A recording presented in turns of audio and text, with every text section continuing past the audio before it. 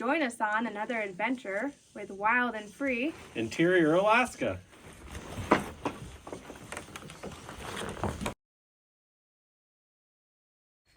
For those of you who've been with us from the very beginning, you know that we used blocking as our foundation.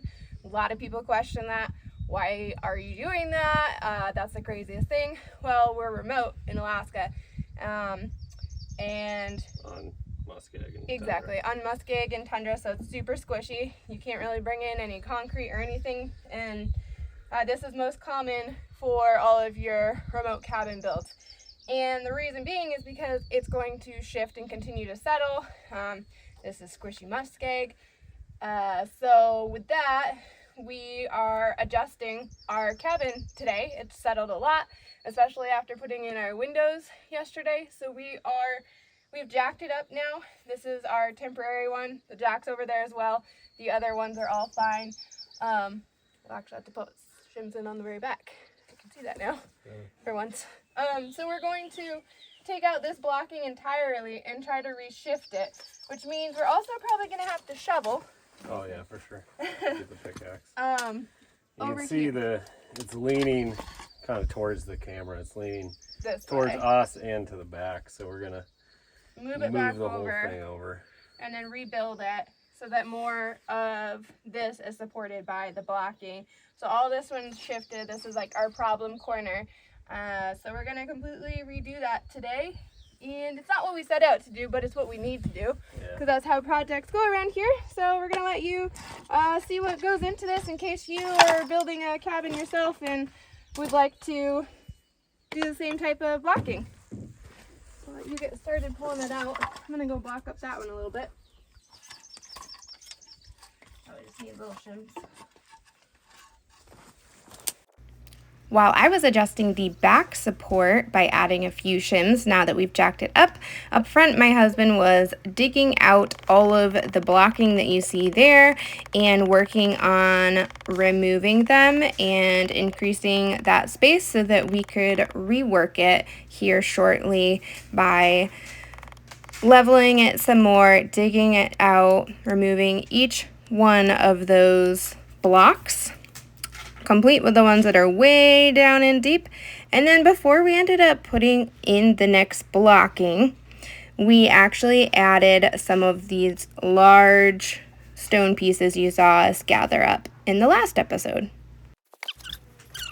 I finished it by digging it out and adding in those stone pieces, thanks to the help of my husband carrying them over. They're quite heavy. And then I used all of the clay-like material that is really deep in the permafrost layer to help level it and hold them in place, sort of like concrete, so that they wouldn't be shifting as much as far as like forwards or sideways. But obviously the weight of the cabin is going to push it further down, so we're going to find ourselves back in the situation here again in the next few months adjusting. Once we got everything relatively level, I was able to start re-adding the blocking in place and stacking them up so that they were going to be over that edge of the girder right there and not hopefully leaning as much, and better situated with all of the shifting that has happened. So we made several different adjustments. You can see those really wet ones that were very buried before. We're giving those a break and putting them into the middle of the stack now. And we needed it to go up a little bit more so that we could place them in, so we jacked it up higher.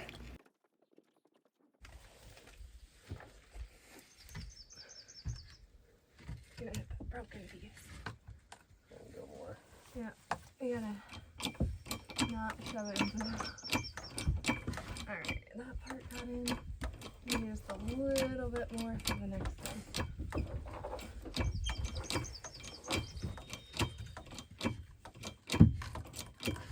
Okay. Alright, and then we can put in a shim. Got that piece right there. Do you think a little bit forward like this?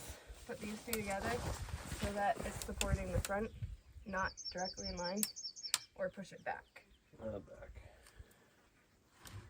Yeah, just like that. Like that? Yep. You can go up a little more. Why? That thing broke when you...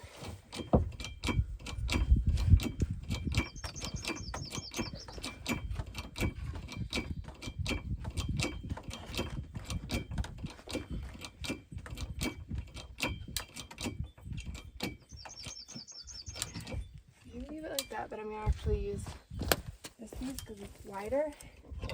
Isn't it great?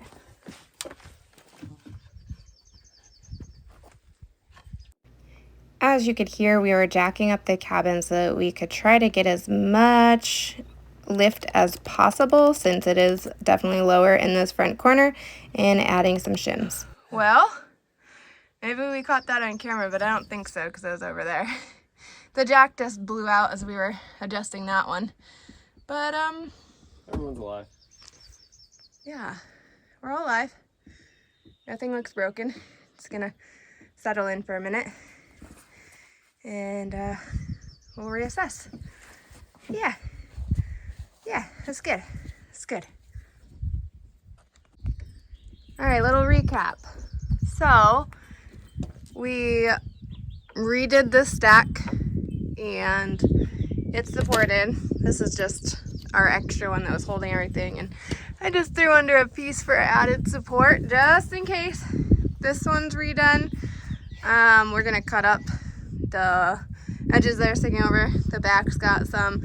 So we really raised it a lot today. And while we're at it, our deck has shifted. Let me show you this post. I'm gonna move this way.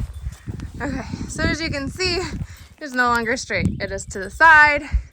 So we're going to unscrew it, hammer it over, and try to realign it just a little bit for so it's straighter.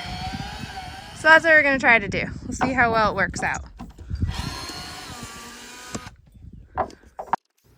This project was much simpler to unscrew those and move it over so that it was at least lined up vertically, like so.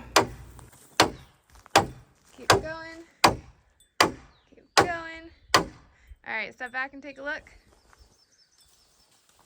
Is that good, or should we keep going? Maybe one more. Okay.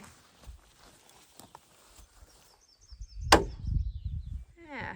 All right, now we're gonna reattach it, and at least it'll be more level vertically, so that it's not all weird shifted. Because as you can see, the direction that everything shifted is downhill to the left.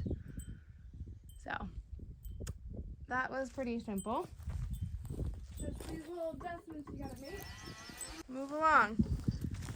Over here to this one, we got the same situation going on. And then the last one. So as you can see, we followed exactly the same idea by just trying to make them more level vertically, but not necessarily when you look down the side of the deck. We weren't going to be able to move those concrete blocks anytime soon, but this small little measure definitely helped improve it. You've heard us talk about making a trail down to the creek so we can get water, or maybe even see if there's some gold down there. So last time we were out here, Cameron and Camden went and marked it. Now we are dropping the trees, and he's gonna cut them up into smaller pieces, and I'm going to stack them along the way so that we can haul them back up here later for firewood. So we're going to get busy. We're making progress. It's kind of slow. As he takes them down, I'm trying to delimb and set them aside so we can cut them up smaller or move them up closer in a slightly larger piece that's manageable. And we're trying to throw all the vegetation to one side so it's off to the side of the cabin, which means I have to take all of this and bring it over here. And that way, if there's a forest fire, because of being on an incline, it'll run up. And that way, hopefully, there's less added fuels that's directly in line with the cabin. It'll be over to the side. So might as well do it while I'm at it. But it's a lot of work. And the mosquitoes are horrible. As you can see, this is very time consuming and a lot of work in order to delimb, set aside wood so we can try to use it later for the winter, and then move everything off of the trail to prevent any added fuels for forest fires. And huge shout out to all of our wildland firefighters who do this all the time, making fire lines. I don't know how you do it. This is so incredibly tiring. It was a lot of work, and we still have so much ahead of us. We're only making a tiny dent in this half-mile trail, and then after everything's cleared away as far as the big stuff, we have to go back behind with the loppers and clear it all up as well. A lot of work. Alright, this is very tiring work, but he was able to get, you can see, quite a ways down, a lot of the spruce down. And then I have to go through and clean it all up. There's still, you know, some little spruce that need to come down and some alders along the way. But for the most part, I have hauled off all of the limbs way over that way and tried to delimb them so that we can cut them where they're useful and haul them back up. And then I'll move the rest of the ends over, and what is cut, I delimbed and put in little piles throughout the way.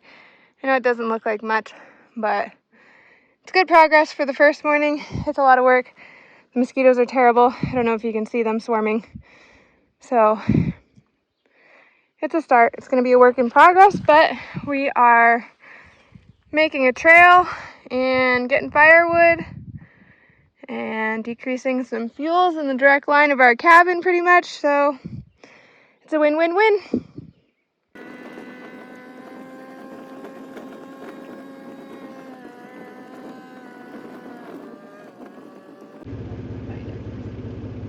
There's a ptarmigan with a little baby.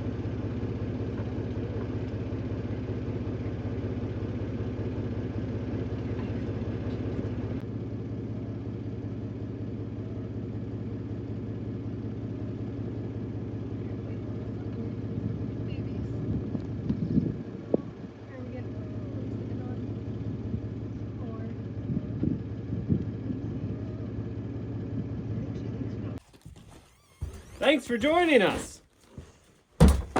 Give us a like and subscribe and follow for our next adventures on Wild and Free Interior Alaska.